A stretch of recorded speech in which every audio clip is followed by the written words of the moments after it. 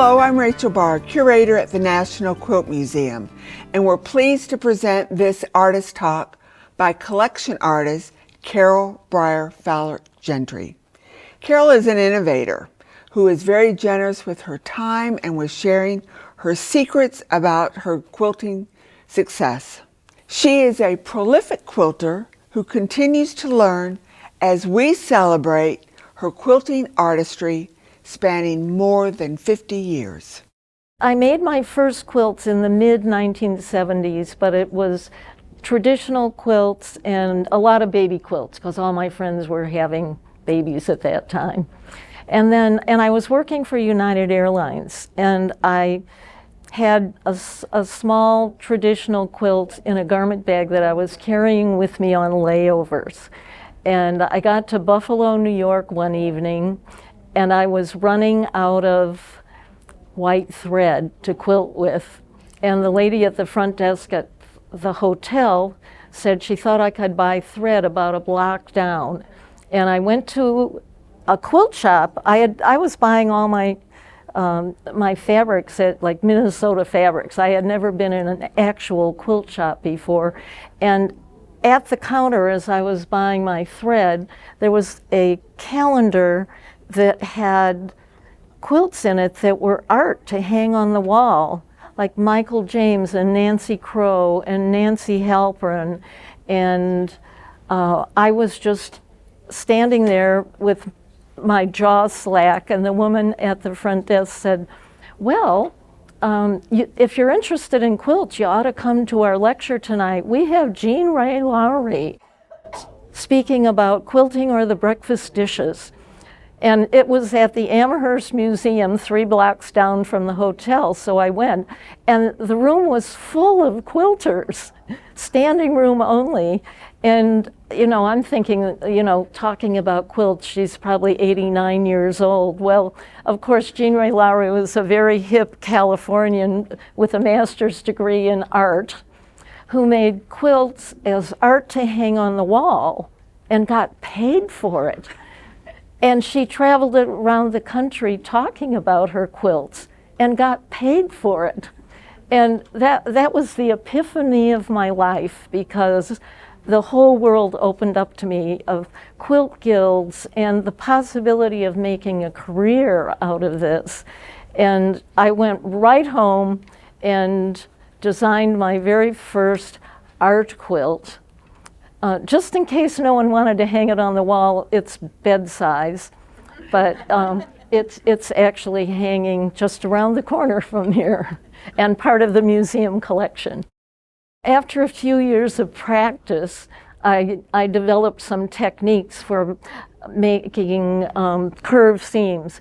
I'm just a little dyslexic enough that squares and half-square triangles are really complicated for me, and curves are much easier. And I just wanted to create something that was the most beautiful, powerful image I could imagine. And I remembered from grade school seeing movies about the solar eclipse. And so actually, 2 years before I made the Corona quilt that is in the museum, I made a private commission for a home in St. Louis. And then 2 years later, when the deadline for Paducah was coming up, I made a very large solar eclipse quilt. And by that time, I was hand dyeing most of my fabrics. And so I finished the quilt very quickly and sent it off to Paducah. And I was hoping for a ribbon, but pretty sure it was never ever going to win Best of Show because it was machine quilted. So I have to tell you, I was as stunned as everyone else when Meredith Schrader called and gave me the news.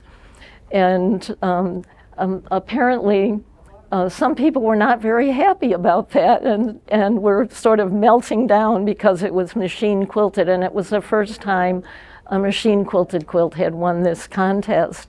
But 6 years later, I won Best of Show again, and by that time, most people had just gotten over it. Very early on, 1984, I learned how to hand dye my fabric in gradations, and shortly after that I started actually painting with dye concentrates like watercolor. And so that allowed me to get exactly the colors I wanted. And I guess I've always been attracted to clear, pure colors and very graphic designs. For me, the quilting is part of the art. And as a matter of fact, quilts like this are some of my very recent quilts. I'm creating these large spaces with either totally solid colors or solid ombres to create a canvas to show off my quilting. I'm a quilter, I'm not just a top maker. I really like the stitching and the patterns it can create. In my life, I have made over 600 quilts. And a few of them I sort of finished the night before I ran off to a workshop and they never came home. So, but other than that, I basically document everything I've ever made, and now it's all on my website. And my husband keeps count, and he tells me that as of leaving for this trip, I have 594 quilts fully documented on my website. I retired from teaching and retail, and so, but I really like the teaching, and I get excited about sharing what I discover. So I put virtually all of my teaching materials on my website, on my articles page, and it's all free. So you can go to my website and get a start to finish tutorial on my Fossil Fantasy quilt over here. I share all my secrets, so please come visit me. Thank you to our supporters of the National Quilt Museum. We rely on the generosity of our donors to help fund programs and to provide operational support for the museum.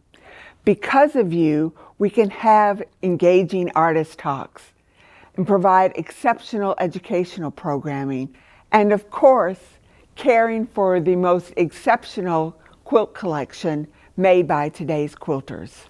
Please visit us online at quiltmuseum.org to keep up with our exhibitions and all the activities. And we will look forward to seeing you here soon at the National Quilt Museum.